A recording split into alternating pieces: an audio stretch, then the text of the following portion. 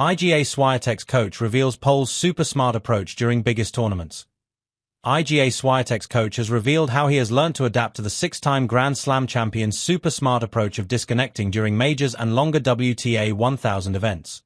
Acclaimed coach Wim Fissette and former world number 1 Swiatek began working together towards the end of 2024, and have already achieved huge success during their time together.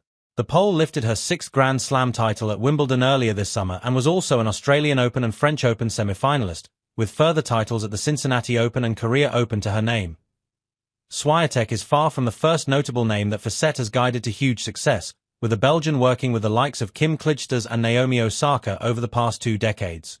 And, after a successful 12 months together, he has now offered invaluable insight into what he has himself learnt from the 24-year-old during their time together.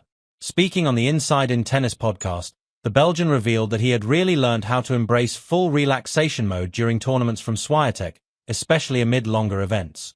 He said, "The intensity that she brings on the practice courts is exactly the same that you see in matches, but I kind of saw that because I was watching some of her practices also in the past years. What I really learnt, and what I think is super smart, is kind of how she deals with, let's say, the days between matches at Grand Slams or a 2-week event, where you have the day off. We all know Iga, how focused she is and completely in her zone, but the next day she really goes to the opposite, like in full relaxation mode, where she kind of recharges, to go from the full focus to the full relaxation.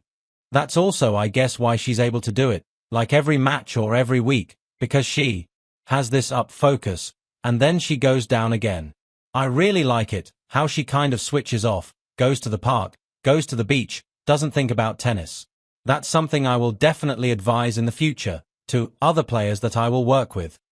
Swiatek and Fissette may have their eyes on further success together in 2026, though they still have one event left of 2025, the WTA Finals in Riyadh.